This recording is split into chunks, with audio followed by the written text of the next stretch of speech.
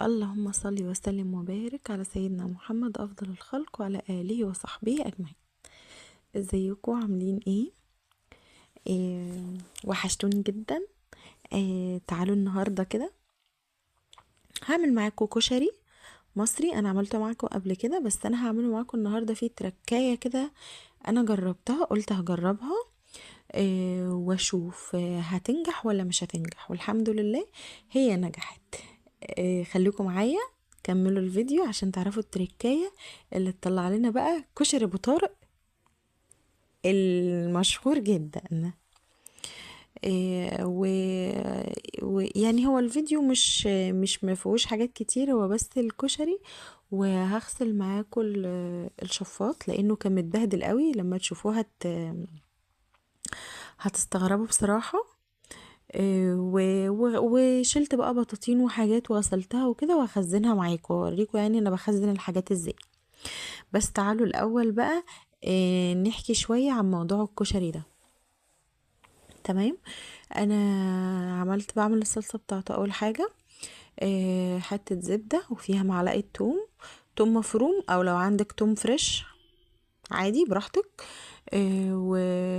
وبخليها تصفر بس مش بخليها تتحمر قوي عشان ما تمررش. وبحط العصير الطماطم بتاعتي، وعليها بقى معلقة ملح، معلقة اللي هي بتاعت معلقة التوابل. معلقة ملح، معلقة فلفل، معلقة كمون، ومعلقة سكر. السكر دي عشان تعادل الحموضة بتاعت الطماطم يعني. تمام. وأول مرة أحط معلقة صلصة، اللي هي الصلصة المعلبة، اللي هي بتاعة المحلات يعني. أول مرة أجربها وعجبتني جدا الصلصة. حطيت منها معلقة الشاي اللي هي الصغيرة دي. تمام. وفي حاجة هعملها في الصلصة بس في الآخر بقى، بعد ما خلاص تكون خلاص اللي هي اوريدي فاضلها على التسبيكة حاجة بسيطة كده. وهسلق المكرونة اهو في جنب بقى مع نفسها كده. هي خلاص الصلصة كانت غليت، فانا وطيت عليها هديت عليها النار عشان تعمل مع نفسها. وهحمر الشعرية وبسلق المكرونة. انا بعمل شعرية، في ناس ممكن ما كنتش بتعمل شعرية، يعني حسب بقى براحتك. يعني الكشري ده مش مقدس ان احنا كلنا نعمله زي بعض يعني. في ناس مثلا بتستغنى عن الشعرية ما بتعملهاش، بس انا بعمل شعرية. وحتى في المكرونة في ناس مثلا ما بتعملش انواع مكرونة كتير، في ناس بتعملش غير المكرونة اللي هي الصغيرة اللي هي الخواتم دي، والمكرونة اللي هي الاسباجيتي بس. وما بتحبش اللي هي المكرونة اللي اقلام فيها. تمام. يعني مش مرتبطين بحاجة معينة يعني. هنا انا خلاص كنت حمرت الشعرية، واحط لها المية بتاعتها واسيبها بقى تطيب. بتاخدش وقت خالص، تقريبا 10 دقايق وبتبقى خلصانة. بحط كميات بسيطة بقى. وهنا انا كنت خلاص سلقت المكرونة. بحط لها بقى حتة زبدة او حتة سمنة بلدي، وبشوحها فيها عشان تفضل حلوة كده وطرية، وبتدعم طعمها وبتخليها حلو جدا جدا جدا. تمام. هتعرفوا التركاية دلوقتي، هي حلوة جدا وعجبتني بصراحة ونجحت. وغيرت الطعم يعني. بصوا هحط هنا بقى هعمل العدس بجبة. الشعرية والمكرونة ورا بعض. بصوا العدس بجبة هغسله. هو نضيف الصراحة، مش ما فيهوش شوائب ولا في اي حاجة، بس انا برضو بغسله لازم يعني. لابد يعني زي العدس الاصفر برضو. لازم نغسله عامة. اي بقوليات او حاجات من دي لازم تتغسل كويس بصراحة، حتى لو ما فيهاش شوائب وانتي ضامنه العطار اللي انتي جايباه وكده، بس برضه لازم نغسلها. هسيبه بقى يعني هحط له ازود له الميه بتاعته وهحطه على النار. بس مش هديله سوا جامد، يعني السوا كامل مش هديهوله، هديله نص سوا تقريبا. هو اصلا مش بياخد وقت في السوا خالص يعني، ما بيجيبش، خاصه ان الميه بتاعته كتير ازاي. بس انا مزوده الميه الهدف هتعرفوه دلوقتي. بصوا الصلصه اهي. سبتها تتسبك خالص. بصوا بقى زودت لها ايه، خل. اول مره ازود لها خل بصراحه. التركايه هتبقى في الصلصه والعدس بجبه والدقه. يعني هيبقوا 3 حاجات. اول مره اعملهم. اول مره اجربهم والحمد لله. بصوا العدس بجبه كان خلاص، كان نص سوا كده، فانا خدت الميه بتاعته دي عشان هحتاجها دلوقتي. انا غسلت هنا رز، دي نص كوبايه رز، نص. والله اتبقى من يعني زادت قوي. يعني المفروض اللي يعمل ربع كوبايه رز كمان، مش نص كوبايه رز، لانها بتزيد قوي. في ناس بتعمل الرز ده عدس اصفر، انا كنت بعمله عدس اصفر، بس انا المره دي غيرت الطريقه خالص وهعمله زي ما انتوا هتشوفوه دلوقتي. بصوا حطيت له حته زبده، وهسيبها يعني هسيبه يتشوح حلو شويه كده. وبصوا بقى هعمل ايه. حطيت العدس بجب عليه، هو متساوي نص سوا بس. هشوحهم حلو جدا مع بعض في حتة الزبدة اللي انا حطيتها دي، سمنة بلدي، فهي سمنة بلدي. هشوحهم حلو جدا واحط لهم الملح وهسويهم مع بعض. ودي كنت اول مرة اعمل كده بصراحة، بس عجبتني الطريقة ونجحت وكانت حلوة جدا، وغيرت طعم الرز، خليته راح في مكان تاني كده، مش عارفة اوصفه لكم بس حلو، نجح وحلو. وهتشوفوا بقى انا هطيبه ازاي دلوقتي، هسويه ازاي. الطريقة عجبتني بصراحة وكانت ممتازة. التشويح ده حلو جدا. بصوا انا هسويه بقى بالمية بتاعة العدس بجبة، تمام. انا ما رميتهاش طبعا، ازود لها شوية مية صغيرين مش كتير على المية بتاعة العدس. وبصوا بقى طلع طعمه تحفة بصراحة، حلو جدا. هو نقل الرز في مكان تاني بقى، خلى الرز مش ملوش علاقة بالرز العادي بصراحة. خلى طعمه حلو قوي. خلاص، لو كانت شرب ميته هسيبه بقى ايه مع نفسه كده يستوي، ما خدش وقت برضه. هنا البصلايه قطعتها جوانح كده واحمرها انا بحط عليها معلقه دقيق صغيره خالص، ببدر البصل بيها وبحطه عشان يطلع متكرمل كده وحلو، ما يبقاش وما يشربش زيت، يعني ما بيشربش زيت خالص. لما بتحطي معلقه الدقيق دي ما بتشربش زيت خالص بصراحه. هكرمله بقى كده. انا مش بخليه ياخد لون غامق ولا حاجه، لا. بخليه بس اللي هو يتكرمل بس كده. وبقوم جايه على طول حطاه، شايلاه بقى وحطاه على مناديل. وهنا كان حمص نسيت. هنا كان حمص ما كانش عندي، فنزلت جبت بصراحة، لان بقالي فترة ما عنديش. بنسى بقى، اكسل كل مرة اعمل كشري، اكسل وبعدين قلت لا، المرة دي مش هكسل، خلي الاكلة تبقى كاملة بقى المرة دي. بصراحة هو بيبقى طعمه حلو قوي. في ناس ممكن ما تكونش بتفضله او ما بتحبوش، بس احنا بنحبه قوي على الكشري، حلو قوي، بيبقى طعمه حلو بصراحة، ممتاز. اهو بصوا، خليته بس الكرمل كده اللي هو بقى لونه. بصوا هو لونه فاتح، هو مش غامق كده زي ما هو غامق في الكاميرا، لا هو فاتح.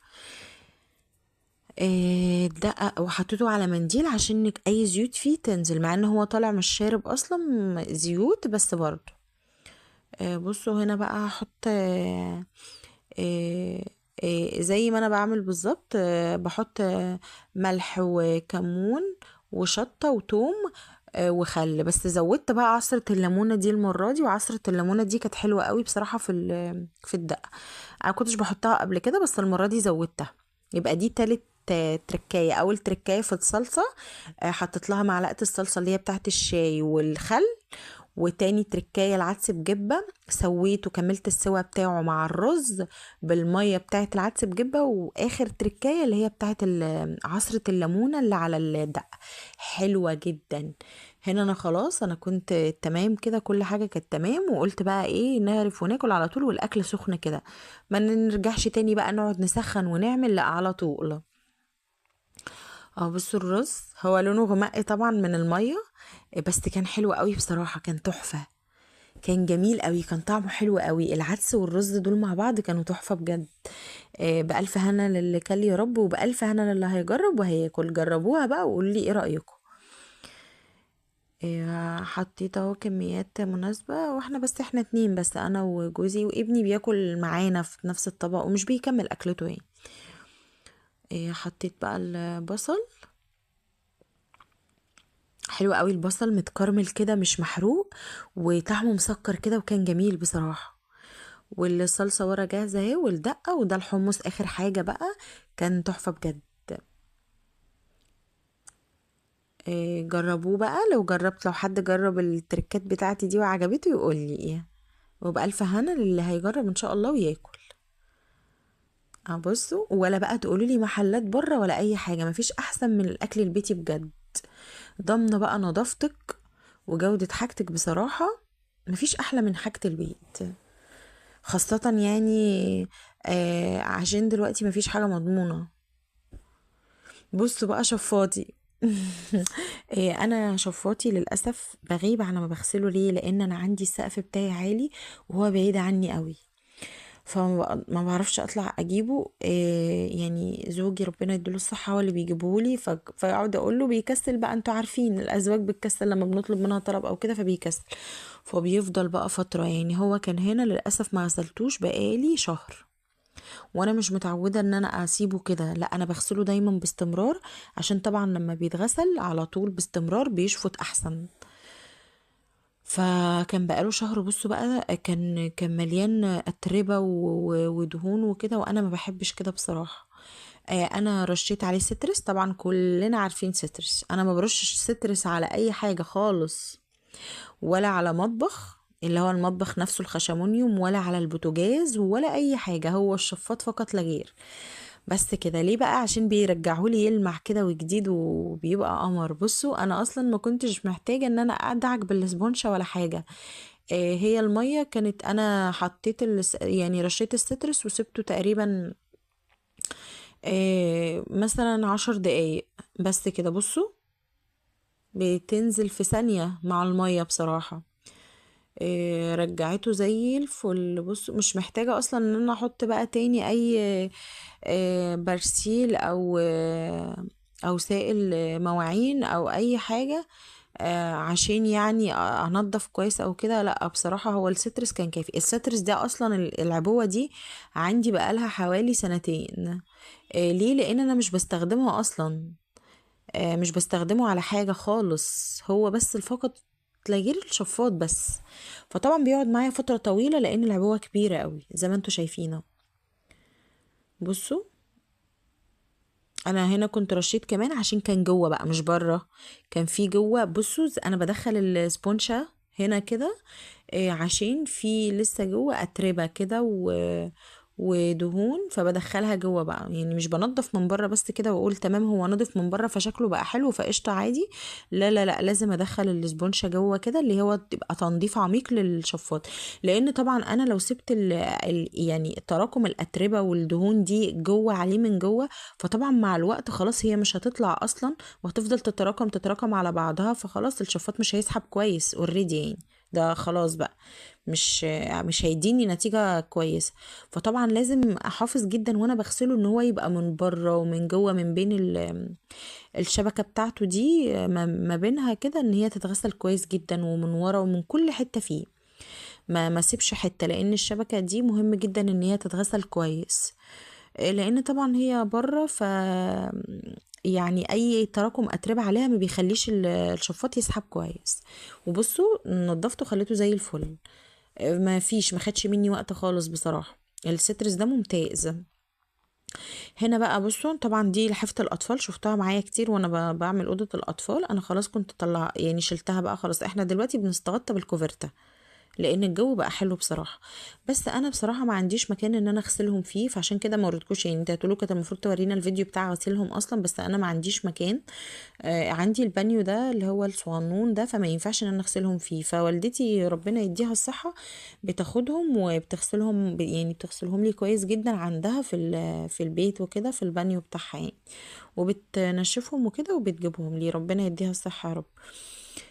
هنا بقى قلت ايه بالمره ايه اعملهم معاكم. بس الوشاش بقى والمخده انا كنت غسلاهم عندي في الغساله كويس يعني، هلفهم بقى كويس. يعني انا بقى وانا بطبقهم لازم يطبقوا تطبيقه كويسه عشان يرجعوا الشنطه بتاعتهم كويس، فاهمين؟ حافظوا قوي على الحته دي، يعني مع تطبيقهم كويس هيدخلوا تاني نفس المكان اللي انت عيناهم فيه، سواء شنطتهم او ساعات طبعا شنطتهم دي بتتقطع، فاحنا بنجيب شنطه تانية لحفظ البطاطين وللحفه والحاجات دي.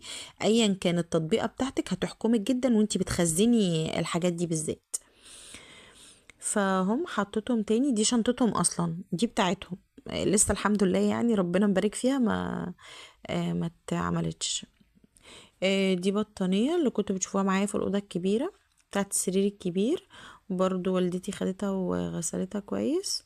آه وبعطرها طبعا، بتحط لها بقى معطر وكده فعشان تفضل ريحتها حلوة للشتاء اللي جاي ان شاء الله يعني.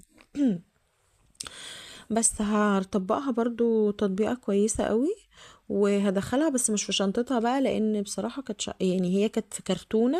وطبعا خلاص بقى يعني انا بقى لي 5 سنين متزوجة وكده، فالكرتونة خلاص اتبهدلت. فبقيت بحط بقى في الشنط اللي هي بتاعت يعني ان انا اللي هي الشنط اللي احنا بنعبي فيها الحاجات دي، شنط التخزين يعني ايا كان نوعها بقى، لان هي ليها انواع كتير قوي. بس الاول بحط البطانية في كيسة اهو. دي اللي كيس العادية اللي هي بتاعت المكوى دي، لو انتوا عارفينها، محلات المكوى بتدهن يعني. برضو حفاظا عليها يعني من اي اتربة او كده، مع ان الشنطة بتبقى مقفولة بالسوستة بتاعتها مش بيدخلها اتربة، بس برضو لان البطانية لونها فاتح زي ما انتوا شايفين، فبحاول احافظ عليها على قد ما اقدر. هحطها بقى في الكيس وادخلها في الشنطة وادخل معاها حاجتها وكده. خلاص يومي خلص النهاردة. استنوني ان شاء الله في فيديو جديد. وما تنسوش اللي يشوف القناة بتاعتي يعمل لي سبسكرايب ويفعل زر الجرس عشان يوصله كل جديد، ويعمل لي لايك وكومنت حلو زيكم. شكرا ليكم جدا، واستنوني ان شاء الله في فيديو جديد. السلام عليكم.